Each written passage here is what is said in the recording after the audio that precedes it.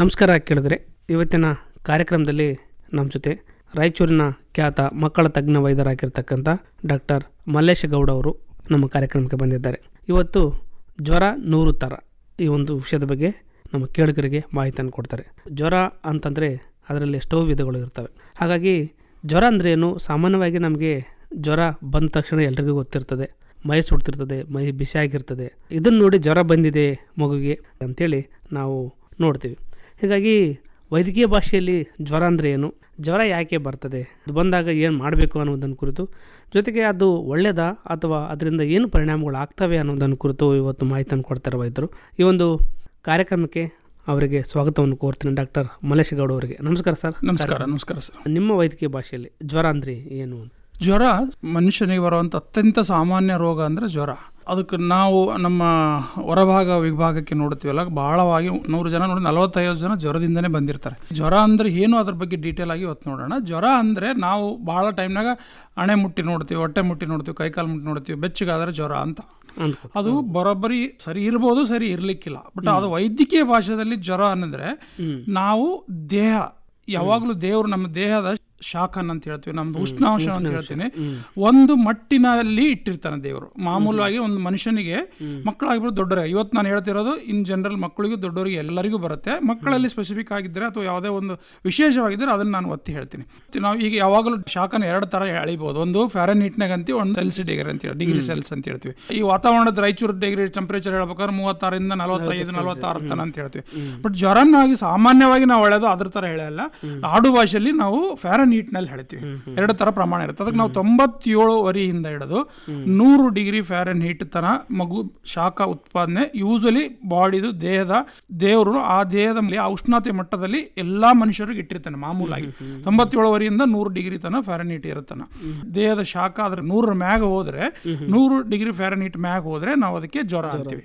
Sir, ಈಗ ಸಾಮಾನ್ಯವಾಗಿ ಜ್ವರ ಬರ್ತದೆ, ಯಾಕೆ ಜ್ವರ ಬರ್ತದೆ ಅಂತ ಸಾಮಾನ್ಯವಾಗಿ ಕೇಳ್ತಾರೆ. ಇದಕ್ಕೆ ಕಾರಣ ಅದಕ್ಕೆ ನಿಮಗೆ ಗೊತ್ತಿರಬೇಕು, ದೇಹದಲ್ಲಿ ನಾನು ಹೇಳಿದ 97 100 ಡಿಗ್ರಿ ಬರತ್ತನ ಟೆಂಪರೇಚರ್ನ ಅಥವಾ ಶಾಖನ್ನ ಅಥವಾ ಉಷ್ಣತೆಯನ್ನು ಮೇಂಟೈನ್ ಮಾಡಬೇಕಾದ್ರೆ, ಅದನ್ನ ಅಳತೆನ ಆ ಮಟ್ಟಕ್ಕೆ ಇಟ್ಟಿರ್ಬೇಕಾದ್ರೆ ದೇವತೆ ಒಂದು ಅದ್ಭುತವಾದ ದೇವರು ಒಂದು ವ್ಯವಸ್ಥೆ ಮಾಡಿದ ದೇಹದಲ್ಲಿ. ಅದು ಸೆಂಟರು, ಅದಕ್ಕೆ ಏನೊಂದು ಕೇಂದ್ರ ಇರೋದು ಮೆದುಳಿನಲ್ಲಿ, ಹೈಪೋಥಾಲಮಸ್ ಅಂತೀವಿ ನಾವು ಅದಕ್ಕೆ ಥರ್ಮೋಸ್ಟ್ಯಾಟ್ ಅಂತ ಒಂದು ಜಾಗ ಮಾಡಿದ್ರೆ ಅದಕ್ಕೆ ದೇವರು ಆ ಟೆಂಪರೇಚರ್ನ ಅಷ್ಟೇ ಮಟ್ಟಕ್ಕೆ ಇರಬೇಕು. ಫಾರ್ ಎಕ್ಸಾಂಪಲ್ ಈಗ ನೋಡಿರ್ಬೇಕು, ಬಹಳ ಜ್ವರ ಬಂತಂದ್ರೆ ದೇಹದ ಟೆಂಪರೇಚರ್ ಜಾಸ್ತಿ ಆಗಿ ನಮ್ಮ ರಕ್ತನಾಳಗಳು ಅಗಲಾಗಿ ಬೆವಕ್ಕೆ ಚಾಲು ಮಾಡಿಬಿಡ್ತೀವಿ. ಅಂದ್ರೆ ಏನಾಗುತ್ತೆ, ದೇಹದ ಶಾಖ ಹೊರಗೆ ಕಳಿಸ್ತದೆ. ನಾವು ಬೆವರು ಮುಟ್ಟಿರ್ತೀವಿ, ಎಲ್ಲ ನೋಡಿದ್ರೆ ಶೆಕೆ ಆಗುತ್ತೆ, ಬೆಚ್ಚಗಾಗುತ್ತೆ. ಬೆವರು ಹೋಗಿ ದೇಹದ ಒಳಗಡೆ ಎಲ್ಲ ಉಷ್ಣಾಂಶ ಎಲ್ಲ ಹೊರಗೆ ಹೋಗಿ ಶಾಖ ಕಡಿಮೆ ಆಗುತ್ತೆ. ಅದು 3-4 ಕಾರಣದಿಂದ ಹಂಗೆ ಆಗುತ್ತೆ. ಒಂದು, ರಾಸಾಯನಿಕ ವಸ್ತು ಅಂದ್ರೆ ಉತ್ಪಾದನೆ ಆಗ್ತಾವ. ಯಾವಾಗಲೂ ಜ್ವರ ಬಂತಂದ್ಗಳೇನೆ ಕೆಲವರು 3-4-5 ಅದು ಹೆಸರು ಇಲ್ಲಿ ಮುಖ್ಯ ಅಲ್ಲ. ಅದು ಉತ್ಪಾದನೆ ಆದಗಳೇನೆ ಅದು ಮೆದುಳಿಗೆ ಹೋಗುತ್ತೆ. ಮೆದುಳಿಗೆ ಹೋಗಿ ನೋಡಪ್ಪ ದೇಹದ ಟೆಂಪರೇಚರ್ ಜಾಸ್ತಿ ಆಗ್ಬೇಕಾಗ್ಯದ.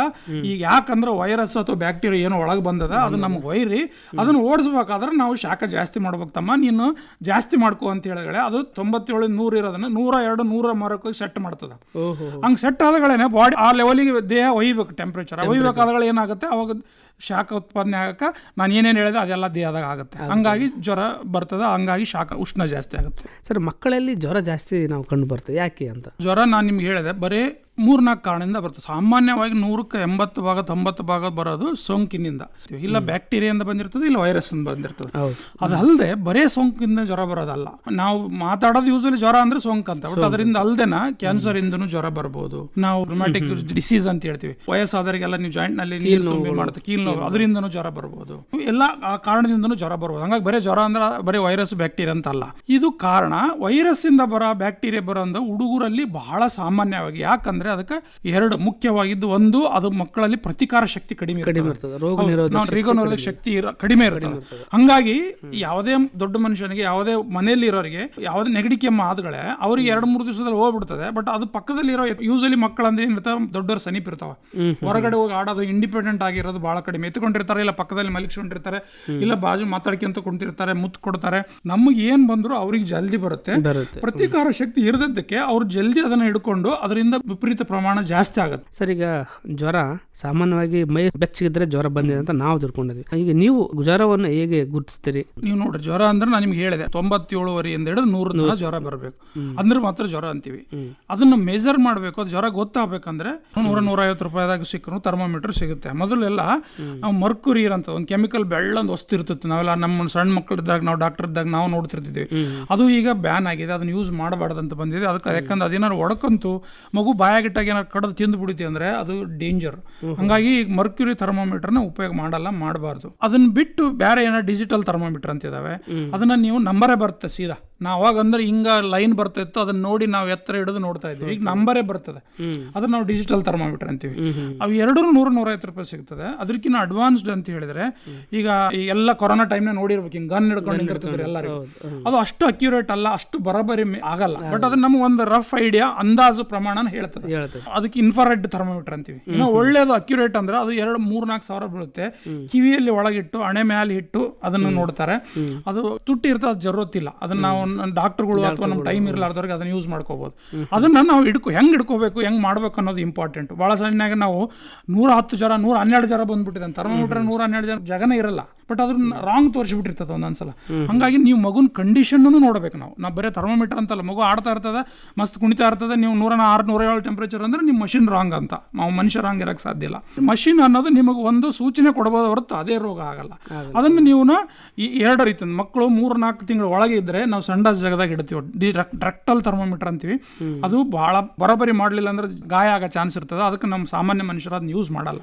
ಸಾಮಾನ್ಯವಾಗಿ ನಾವು ಪೇಷಂಟ್ಗಳಿಗೆ ಹೇಳೋದಂತ ಹೇಳಿದ್ರೆ, ಇಲ್ಲ ಕೊಂಕಳದಲ್ಲಿ ಇಡ್ರಿ ಅಂತ ಹೇಳ್ತೀವಿ, ಇಲ್ಲ ಬಾಯಲ್ಲಿ ಇಡ್ರಿ ಅಂತ ಹೇಳ್ತೀವಿ.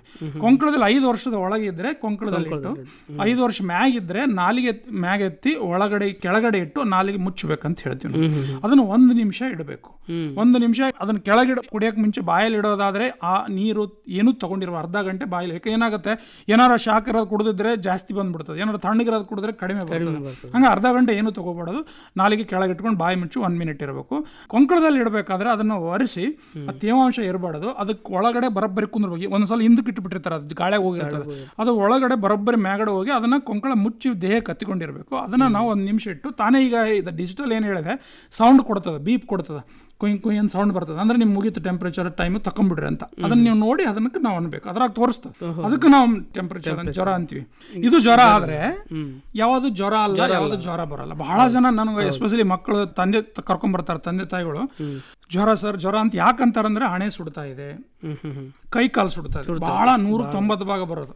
ನಾನು ಯಾವಾಗ್ಲೂ ಇದಕ್ಕೆ ಏನ್ ನಮ್ಗೆ ಹೋಲಿಸ್ತೀನಂದ್ರೆ, ಕೈ ಕಾಲು ಅಥವಾ ತಲೆ ಅನ್ನೋದು ಒಂಥರ ಮನುಷ್ಯನಿಗೆ ಇಂಜಿನ್ ಇದ್ದಂಗ.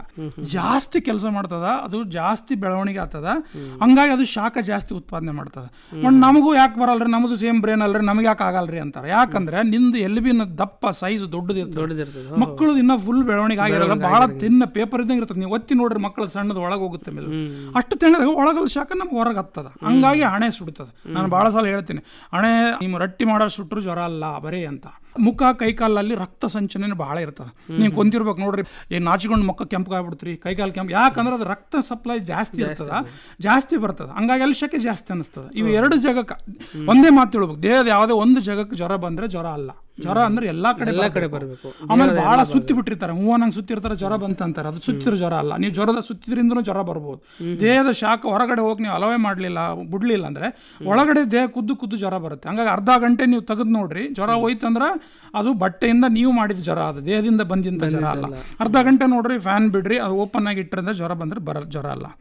ಆದ್ರೂ ಕೂಡ ಭಯ ಇರುತ್ತಲ್ಲ ಸರ್, ಯಾಕೆ ಭಯ ಪಡ್ತಾರೆ ಜ್ವರ ಅಂತ? ಬಹಳ ಸಾಮಾನ್ಯವಾಗಿ ನಾನು ಕೇಳಿದಾಗ ಯಾಕೆ ಜ್ವರ ಭಯ ಅಂತ ಹೇಳಿದ್ರೆ, ಅವು ಮನುಷ್ಯಗೆ ಏನಾಗುತ್ತೆ, ದೊಡ್ಡವರು ತಾವು ಅನುಭವಿಸಿರ್ತಾರೆ. ಜ್ವರ ಬಂಧುಗಳೇ ಯೂಸಲಿ ಹಾರ್ಟ್ ರೇಟ್ 1 ಡಿಗ್ರಿ ಜ್ವರಕ್ಕೆ 10 ಪ್ರಮಾಣದಲ್ಲಿ ಜಾಸ್ತಿ ಆಗುತ್ತೆ ಹಾರ್ಟ್ ರೇಟ್.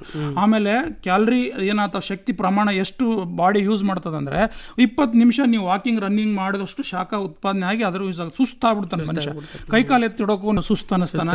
ಆಮೇಲೆ ಬಾಯಿ ರುಚಿ ಬರಲ್ಲ, ಊಟ ಹೋಗಲ್ಲ.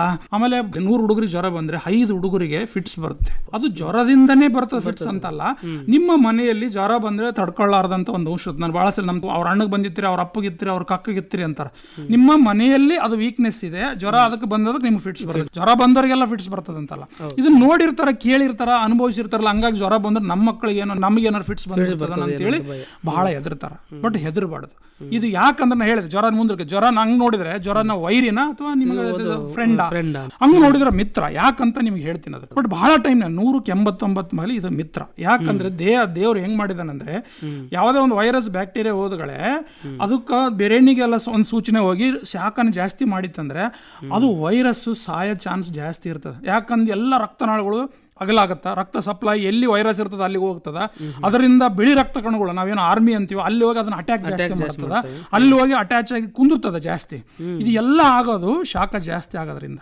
ಶಾಖ ಜಾಸ್ತಿ ಆಯ್ತಂದ್ರೆ ಬಿಳಿ ರಕ್ತ ಕಣಗಳು ಜಾಸ್ತಿ ಆಗ್ತದ, ಅದರ ವೇಗ ಜಾಸ್ತಿ ಆಗ್ತದ, ವೈರಸ್ ಇರೋ ಜಾಸ್ತಿ ಹೋಗಿ ಅಲ್ಲಿ ಹೋಗಿ ಕುಂದಿರ್ತದ ಬಿಳಿ ರಕ್ತ ಕಣಗಳು, ಅದನ್ನ ಕೊಲ್ಲಾಕ ಚಾನ್ಸ್ ಇರ್ತದ.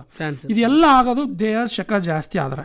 ಅದು ಅದ್ರ ಸಲುವಾಗೇನೆ ದೇವ್ರ ಜ್ವರ ಅಂತ ಮಾಡಿರ್ತಾನೆ. ಸ್ವಲ್ಪ ಪ್ರಮಾಣದಲ್ಲಿ ಜ್ವರ ಒಳ್ಳೇದು. ನೀನೇನು ಹೇಳಿದ 100, 101, 102 ತನ ಮಾಮೂಲು ಜ್ವರ ಅಂತೀವಿ ನಾವು. 103, 104 ಮೇಲೆ ಹೋದ್ರೆ ವಿಪರೀತ ಜ್ವರ ಅಂತೀವಿ. 102, 103 ತನ ಜ್ವರ ಬರೋದು ದೇಹಕ್ಕೆ ಒಳ್ಳೇದಾಗಲ್ಲ ಅಂತ ದೇವ್ರು ಮಾಡಿದ್ದು. ಅದು ನೀವು ಕಂಫರ್ಟ್ ಆಗಲ್ಲ, ತ್ರಾಸ ಆಗ್ತದ, ಸುಸ್ತು ಆಗ್ತದ, ಅದಕ್ಕೆ ಔಷಧ ಅದು ಕೊಡೋಣ. ಬಟ್ ಜ್ವರ ಅಂದ್ಗಳೇನೆ ಒಯ್ರಿ, ಅದನ್ನ ಹೆಂಗಾರ ಮಾಡಿ ಹಿಗ್ಗ ಮುಗ್ಗ ಮಾಡಿ ಅದಕ್ಕೆ ಕಡಿಮೆ ಮಾಡಿಬಿಡೋಣ, ಜಲ್ದಿ ಡಾಕ್ಟರ್ ತಲೆ ಓಡೋಣ. ಅದಿಲ್ಲ. ಸಾಕಷ್ಟು ಜನ ಜ್ವರ ಬಂದ ತಕ್ಷಣವೇ ಮಕ್ಕಳನ್ನ ಸೀದಾ ಡಾಕ್ಟರ್ ಹತ್ರ ಕರ್ಕೊಂಡು ಬರ್ತಾರೆ. ಸಿಕ್ಕಾಪಟ್ಟೆ ಮೈ ಸುಡಾಕೈತದ, ಆ್ಯಂಟಿಬಯೋಟಿಕ್ ಬರ್ಕೊಡ್ರಿ ಅಂತ ನಿಮಗೆ ಒತ್ತಾಯ ಮಾಡ್ತಿರ್ತಾರೆ ವೈದ್ಯರಿಗೆ. ಈಗ ಜ್ವರ ಒಂದು ಕಡೆ ವೈರಿ ಅಲ್ಲ, ಗಳೆ ಇದ್ದಂಗೆ ಅಂತ ಕೂಡ ತಾವು ಹೇಳಿದ್ರಿ. ನೀವು ಆ್ಯಂಟಿಬಯೋಟಿಕ್ ಕೊಟ್ಟಾಗ ಅದು ಏನು ಸ್ವಲ್ಪ ಪರಿಣಾಮಗಳಾಗ್ತವೆ? 100% ಭಾಗ ಇದು ಬರೋದು ಸೋಂಕಿನಿಂದ, ಇನ್ಫೆಕ್ಷನ್. ಅದರಾಗ 89% ಭಾಗ ಬರೋದು ವೈರಸ್ಸಿಂದ. ವೈರಸ್ಸಿಗೆ ಆ್ಯಂಟಿಬಯೋಟಿಕ್ ಜರೋದಿಲ್ಲ. ಅದು ನೀವು ದಯವಿಟ್ಟು ತಿಳ್ಕೊಳ್ರಿ. ಅದಕ್ಕೆ 3 ದಿವಸ ವೈರಸ್ ಇರ್ತದೆ. 80% ಜ್ವರ ತನ್ನಷ್ಟು ತಾನೇ ಕಡಿಮೆ ಆಗ್ತದೆ. ಜ್ವರ ಇದಾರೆ ನಿಮ್ಮ ಮನೆಗೆ ನೀವು ನೋಡೋಕ್ಕಾಗಲ್ಲ ಅಂದರೆ ಪ್ಯಾರಾಸೆಟಮಾಲ್ ಇಟ್ಕೊಂಡಿರಿ, ಸೇಫ್ ಡ್ರಗ್ ಅದು. 10 ಮಿಲಿಗ್ರಾಮ್ 1 kg, 10 kg ಹುಡುಗಿ ಇತ್ತಂದ್ರೆ 100 ಮಿಲಿಗ್ರಾಮ್ ಕೊಡ್ಬೇಕು. ಅದನ್ನು ದಿವಸ 4 ತಾಸಿಗೆ ಒಂದೊಂದ್ಸಲ ಕೊಡ್ಬೋದು. ಅದಕ್ಕೂ ಕಡಿಮೆ ಆಗಲಿಲ್ಲ ಅಥವಾ ಮಗು ಯಾವ ಕಾರಣಕ್ಕೆ ನೀವು ಎದುರ್ಬೇಕು ಯಾವಾಗ ಅಂತ ಹೇಳಿದ್ರೆ, ಅದರ್ವೈಸ್ ಆಕ್ಟಿವ್ ಇದೆ. ಯಾವ್ದು ಎದುರಬಾರ್ದು ಅಂದ್ರೆ ಮಗು ಆಕ್ಟಿವ್ ಅದ, ಆಡ್ತದ, ಜ್ವರ ಬಂದಾಗ ಅಷ್ಟೇ ಒಂದು ಅರ್ಧ ಗಂಟೆ ಸುಮ್ಮನೆ ಇರ್ತಾನೆ, ಮತ್ತೆ ಉಳಿಕೆ ಟೈಮ್ನಾಗೆಲ್ಲ ಆಕ್ಟಿವ್ ಇರ್ತಾನೆ. ಬೇರೆ ಯಾವ ಅಂಗಾಂಗಗಳು ಇನ್ವಾಲ್ವ್ ಆಗಿಲ್ಲ ಅಂದ್ರೆ ವಾಂತಿ ಇಲ್ಲ, ಬೇದಿಲ್ಲ, ಸುಂದ್ ಮಬ್ಬಾಗೋದಿಲ್ಲ, ಫಿಟ್ಸ್ ಇಲ್ಲ, ರಕ್ತ ಸಂಡಾಸನೆ ವಾಂತಿಯಾಗಿ ಏನು ರಕ್ತ ಬರ್ತಾ ಇಲ್ಲ ಅಂದ್ರೆ ಮಾಮೂಲಾಗಿ ಜ್ವರ ನೋಡ್ರಿ 2 ದಿವಸ 3 ದಿವಸ ಕಡಿಮೆ ಅನಿಸ್ಲಿಲ್ಲ, ಅಥವಾ ಬೇರೆ ರೀತಿಯಿಂದ ಮಗು ಮಬ್ಬಾದ, ಸುಂದಾದ, ವಿಪರೀತವಾದ ಜ್ವರ ಬರ್ತದೆ, ಆಕ್ಟಿವ್ ಇಲ್ಲ, ಮಲಗ್ತಾ ಇದ್ದಾನೆ, ಸಂಡಾಸನೆ ರಕ್ತ ಕ್ಯೂಮಲ್ ಹೋಗ್ತಾ ಇದೆ, ಅಥವಾ ಅವನಿಗೆ ಆಲ್ರೆಡಿ 1-2 ಸಲ ಫಿಟ್ಸ್ ಬಂದ್ಬಿಟ್ಟಿದೆ, ಒಳಗೆ ಯಾವುದೇ ಒಂದು ಬೇರೆ ದೊಡ್ಡ ಕಾಯಿಲೆ ಇದೆ, ಹಾರ್ಟ್ ಡಿಸೀಸ್ ಇರ್ತದೆ ಹುಡುಗರಿಗೆ, ಸಕ್ಕರೆ ಕಾಯಿಲೆ ಇರ್ತದೆ ಹುಡುಗರಿಗೆ, ಬೇರೆ ಯಾವುದೇ ಒಂದು ಕಾರಣ ಇತ್ತಂದ್ರೆ ಜ್ವರ ಬಂದ್ರೆ ಆ ಅಂಗಾಂಗಗಳಿಗೆ ಒತ್ತಡ ಬರ್ತದೆ, ಅಂಥವ್ರಿಗೆ ಜಲ್ದಿ ತೋರಿಸ್ಬೇಕು. ಪಾಲಕರು ಜ್ವರ ಬಂದ್ರೆ ಏನ್ ಮಾಡಬೇಕು? ಬಹಳ ಜನ ಜ್ವರ ಬಂದುಗಳೇ ಸುತ್ತಿ ಬಿಡ್ತಾರೆ ಬಟ್ಟೆ. 105, 104 ಜ್ವರ ಹೋಗ್ಬಿಡುತ್ತೆ. ಯಾಕಂದ್ರೆ ಹೊರಗಡೆ ಶಾಖ ಹೋಗ್ಬೇಕಲ್ಲ, ಹೋಗಕ್ಕೆ ಬಿಡಲ್ಲ. ನೀವು ಕಂಬಳಿ ಓದಿಸ್ತೀರ, ಸ್ವೆಟರ್ ಹಾಕ್ತೀರ, ಟೋಪಿ ಹಾಕ್ತೀರ, ಪೈತಾಪ್ ಹಾಕ್ತೀರ, ಉಸಿರಾಡಕ್ಕೆ ಮೂಗ್ ಬಿಟ್ಟು ಬೇರೆ ಎಲ್ಲ ಬಂದ್ ಮಾಡಿಬಿಟ್ಟಿರ್ತಾರೆ. ಹಂಗಾದಾಗ ವಿಪರೀತ ಜಾಸ್ತಿ ಆಗಿ ಮಗುಗೆ ಮತ್ತೆ ಫಿಟ್ಸ್ ಬರೋ ಚಾನ್ಸ್ ಇರೋ, ಸುಸ್ತಾಗ್ಬಿಡ್ತದೆ. ಮಗುಗೆ ಏನಾರ ನಡಗೋದು ಗದ್ದಗದ್ ನಡಗಿ ಚಳಿ ಜ್ವರ ಬರಲಿಲ್ಲ ಅಂತಂದ್ರೆ ಸ್ವೆಟರ್ ಹಾಕಿ ಎಲ್ಲ ಮಾಡೋದು ಬೇಕಿಲ್ಲ. ತೆಳ್ಳನ ಬಟ್ಟೆ ಹಾಕಿ ಬನೀನ್ ಹಾಕಿ ಹೊರಗಡೆ ಶಾಖ ಹೋಗಿ ಬಿಡಬೇಕು. ಇನ್ನ ತೆಗಿಬೇಕು. ಬಹಳ ಮಗುಗೆ ಅಂತ ಬರೋದು ತೆಗೆದು ಬಟ್ಟೆ ನೀರಿನಲ್ಲಿ ಒದ್ದಿ, ಮಾಮೂಲು ನೀರು ತಗೋಬೇಕು. ಫ್ರಿಜ್ ನೇಳು ತಗೊಂತಾರೆ ನೀರು, ಅದು ತಗೋಬಾರ್ದು. ಐಸ್ ಇಟ್ ಮಾಡ್ತಾರೆ, ಅದು ಮಾಡಬಾರ್ದು. ಅದರಿಂದ ಮತ್ತೆ ಉಲ್ಟಾ ನಡಗುಟ್ಟಿ ವಾಪಸ್ ಜಾಸ್ತಿ ಆಗುತ್ತೆ. ಮಾಮೂಲು ನೀರನ್ನ ಬಟ್ಟೆ ನೀರಾಗಿ ಒದ್ದಿ ಒರೆಸಿ ಎಲ್ಲಾ ಕಡೆ ತಲೆಯಿಂದ ಕಾಲುವರೆಗೆ ಒರೆಸಬೇಕು. ಬಹಳ ಟೈಮ್ ಬರೀ ಅಣಿಗಿಡ್ತಾರೆ ಫೋಲ್ಡ್ ಮಾಡೋದ್ರಿಂದ ಏನೂ ಉಪಯೋಗ ಆಗಲ್ಲ. ಫ್ಯಾನ್ ಚಾಲು ಇರಬೇಕು. ಜ್ವರದ ಔಷಧ ಕೊಡಬೇಕು. ಮಗುಗ ನೀರಿನ ಜಾಸ್ತಿ ಕೊಡ್ಬೇಕು. ಡಿಹೈಡ್ರೇಷನ್ ಆಗ್ಬಿಟ್ಟು ಶಾಖ ಆಗಿ, ಹಂಗಾಗಿ ನೀರು ಜಾಸ್ತಿ ಕೊಡಬೇಕು. ಆಮೇಲೆ ಏನು ಮಾಡಬಾರ್ದು ಅಂದ್ರೆ ನಾ ಹೇಳಿದೆ, ವಿಪರೀತ ಆಗಿ ಒತ್ತಬಾರ್ದು. ಏನಾರ ನೆಗಟಿವ್ ಸ್ವಲ್ಪ ಮೈ ಮೇಲೆ ಕೆಂಪು ಬಂದು ಜ್ವರದ ಕುಂದಂದ್ರೆ ಮಂದಿ ಎಲ್ಲಾರು ಊರಾಗ ಅನ್ನೋದು ತಟ್ಟು ಒಟ್ಟು ಅಮ್ಮ ಬಂದದ ಅಂತೇಳಿ ನಾವು ಕೊಟ್ಟಿದ್ದ ಔಷಧ ಬಿಡ್ತಾರ. ಮನೆಗೆ ಯಾರ ಮಾತು ಕೇಳಿ ತಲೆ ಮೇಲೆ ನೀರು ಹಾಕ್ತಾರ. ದಯವಿಟ್ಟು ಮಗು ಜ್ವರ ಬಂದು ಮಗುಗ ತಲೆ ಮೇಲೆ ನೀರು ಹಾಕ್ಬೇಡ್ರಿ. ಭಾಳ ಅಂದ್ರೆ ನೀವು ಮೈ ಸ್ನಾನ ಮಾಡ್ರಿ, ಅದಕ್ಕೆ ಬಿಟ್ಟಂದ್ರೆ ಬಟ್ಟೆ ನೀರಾಗ ತೋರಿಸ್ರಿ. ಆರಾಮ್ ಆದ್ಮೇಲೆ ಮಾಡ್ರಿ, ಅದೇನು ಅರ್ಜೆಂಟ್ ಏನಿರಲ್ಲ. ತಲೆ ಮೇಲೆ ಮಾತ್ರ ಹಾಕ್ಬೇಡ್ರಿ. ವಿಪರೀತ ನೀರು ಹಾಕಿ ದಿವಸ ತಲೆ ಮೇಲೆ ಹಾಕಿ ಅವ್ರಿಗೆ ಔಷಧ ಕೊಡ್ಲಾರ್ದಂಗೆ ಮಾಡಿ ಸೀರಿಯಸ್ ಮಾಡಿಬಿಡ್ತಾರೆ. ಹಂಗಾಗಿ ಬರೀ ಮೈ ಮೇಲೆ ಕೆಂಪು ಬಂದ್ರೆ ಬರೀ ತಟ್ಟು ಅಪ್ಪಟ್ ಅಂದ್ರೆ ಅದಕ್ಕೆ 100 ಕಾರಣ ಇದಾವ. ಒದಿಸ್ಬೇಡ್ರಿ, ಔಷಧ ಜಾಸ್ತಿ ಕೊಡ್ರಿ, ನೀರು ಜಾಸ್ತಿ ಕೊಡ್ರಿ. ಇಷ್ಟು ಮಾಡಿದ್ರೆ ಮಗುಗೆ ಯೂಸಲಿ ತೊಂದರೆ ಆಗಲ್ಲ. ಸರ್, ಈಗ ಕೊನೆಯದಾಗಿ ಮನೆ ಮದ್ದು ಅಂತ ನಾವು ಕೇಳಿದ್ವಿ.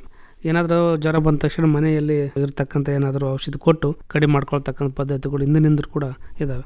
ಈ ಮನೆ ಮದ್ದು ಬಗ್ಗೆ ಮತ್ತು ಯಾವ ಔಷಧಿಗಳು ಕೊಟ್ಟರೆ ಒಳ್ಳೆಯದು ಮತ್ತು ಯಾವುದನ್ನು ಕೊಡಬಾರದು ಅಂತ? ಎಲ್ಲಾ ಮಕ್ಕಳಿರೋ ಮನೆಯಲ್ಲಿ 1-2 ತರ ಥರ್ಮೋಮೀಟರ್ ಇಟ್ಕೋಬೇಕು. ಒಂದೊಂದ್ಸಲ ರಾಂಗ್ ಬರ್ತದೆ ಅಂತ ಹೇಳಿದೆ. 1 ಅಥವಾ 2 ಪ್ಯಾರಾಸಿಟಮಾಲ್ ಇರೋಂಥ ಔಷಧ, ಅದನ್ನ ಪ್ಯಾರಾಸಿಟಮಾಲ್ ಇರೋ ಔಷಧನ ಮನೆಯಲ್ಲಿ ಇಟ್ಕೊಂಡಿರ್ಬೇಕು. ರಫ್ಲಿ 10 mgಗೆ 1 kg ಕೊಡ್ಬೇಕು. ಅದನ್ನ ಒಂದು 10 kg ಮಗು 125, 5 ml 125 5 ml ಕೊಡಬಹುದು. ಅದನ್ನ 4 ತಾಸಿಗೂ ಕೊಡಬಹುದು. ಅದನ್ನ ಮಗುಗ ಸ್ವಲ್ಪ ಜ್ವರ ಇದ್ರೆ ಬಟ್ಟೆ ನೀರಾಗ ತೋರಿಸಿದ್ರೆ ಮತ್ತೆ ಹೋಗ್ಬಿಡುತ್ತೆ. ಯಾವಾಗ ಬಂದು ಟಾಟಾ ಮಾಡಿ ಹೋಗ್ತದೆ ಅಂದ್ರೆ ಅದಕ್ಕೆ ಏನು ಜ್ವರ ಔಷಧ ಬೇಕಿಲ್ಲ. ಈ ಬಟ್ಟೆ ನೀರಾಗ ತೋರಿಸಿ ತೆಳ್ಳನ ಬಟ್ಟೆ ಹಾಕ್ರಿ, ನೀರು ಜಾಸ್ತಿ ಕುಡಿಸ್ರಿ, ಬಟ್ಟೆ ನೀರಾಗದ್ದು ಒರೆಸ್ರಿ, ಇದು ಮನೆ ಉಪಚಾರ. ಇಷ್ಟಕ್ಕೆ ಕಡಿಮೆ ಆಗ್ಲಿಲ್ಲ ಅಂದ್ರೆ ಏನೋ ಜಾಸ್ತಿ ತೊಂದರೆ ಇದೆ, ಇದು ತೋರಿಸ್ಬೇಕಂತ ಅರ್ಥ. ಆಮೇಲೆ ಇನ್ನೊಂದು ಗೊತ್ತಿರ್ಬೇಕು, ಈ ಮಳೆಗಾಲ ಸೀಸನ್ ಅಲ್ಲಿ ಡೆಂಗಿ ಜ್ವರದ ಬರೋದು ಬಹಳ, ಜ್ವರ ಬಹಳ ವಿಪರೀತ ಐತೆ, ಅದ್ರ ಕೂಡ ಮಬ್ಬಸುಂದ ಆತನಂದ್ರೆ ಜಾಸ್ತಿ ಜ್ವರ ಇದ್ದದಕ್ಕೆ ಹಂಗಾಗಿ ಅನ್ಕೋಬಹುದು. ಬಟ್ ಡೆಂಗಿ ಜ್ವರದಲ್ಲಿ ಹಿಂಗೆ ಮಾಡ್ಬೇಕಂದ್ರೆ 3-4 ದಿವಸಕ್ಕೆ ಜ್ವರ ಕಡಿಮೆ ಆಗ್ಬಿಡ್ತದೆ. 3-4 ದಿವಸ ಬೇರೆ ವೈರಲ್ ಜ್ವರ ಆದ್ರೆ ಜ್ವರ ಕಡಿಮೆ ಆದ್ರೆ ಮಗು ಆಕ್ಟಿವ್ ಆಗ್ಬಿಡ್ತಾನ. ಬಟ್ ಡೆಂಗಿ ಜ್ವರದಲ್ಲಿ ಜ್ವರ ಕಡಿಮೆ ಆದ್ಮೇಲೆ 3-4 ದಿವಸಕ್ಕೆ ಮಬ್ಬ ಆತನ, ಸುಂದಾತನೆ, ಕೈಕಾಲು ದಪ್ಪ ಆಗುತ್ತೆ, ಊದು ಬರುತ್ತೆ, ಹೊಟ್ಟೆ ಉಬ್ಬುತ್ತದೆ, ಹಂಗ ಆದಗಳೇನು ಹುಷಾರಾಗಿರ್ಬೇಕು. ಮಗು ಜ್ವರ ಕಡಿಮೆ ಆದ್ರೆ ಮಬ್ಬು ಹಾಕದ, ಆಕ್ಟಿವ್ ಆಗೋದು ಮಬ್ಬ ಆದ್ನ, ಅದನ್ನ ನೀವು ಒಂದು ಸೂಚನೆ ಹಿಡ್ಕೊಂಡು ತಕ್ಷಣ ವೈದ್ಯರಲ್ಲಿ ತೋರಿಸ್ಬೇಕು. ತುಂಬಾ ಒಳ್ಳೆ ಮಾಹಿತಿಯನ್ನು ಕೊಟ್ಟೆ ಸರ್. ಇದುವರೆಗೆ ನಮ್ಮ ಕಾರ್ಯಕ್ರಮಕ್ಕೆ ಬಂದು ಜ್ವರ 100 ತರ ಅನ್ನುವಂಥ ವಿಷಯದ ಬಗ್ಗೆ, ಜ್ವರ ಬಂದಾಗ ಏನ್ ಮಾಡಬೇಕು, ಜ್ವರ ಬಂದಾಗ ಏನ್ ಮಾಡಬಾರ್ದು, ಜೊತೆಗೆ ಜ್ವರ ಗೆಳೆಯನೇ ಅಥವಾ ವೈರಿಯ ಅನ್ನುವಂಥ ಮಾತು ಹೇಳಿದ್ರೆ, ತುಂಬಾ ಒಳ್ಳೆಯ ಒಂದು ಸಲಹೆಗಳನ್ನು ನಮ್ಮ ಕೇಳುಗರಿಗೆ ಕೊಟ್ಟರೆ, ತಾವು ಬಂದು ಮಾಹಿತಿಯನ್ನು ಕೊಟ್ಟದ್ದಕ್ಕಾಗಿ ತಮಗೆ ಧನ್ಯವಾದಗಳು ಸರ್. ನಮಸ್ಕಾರ. Thank you.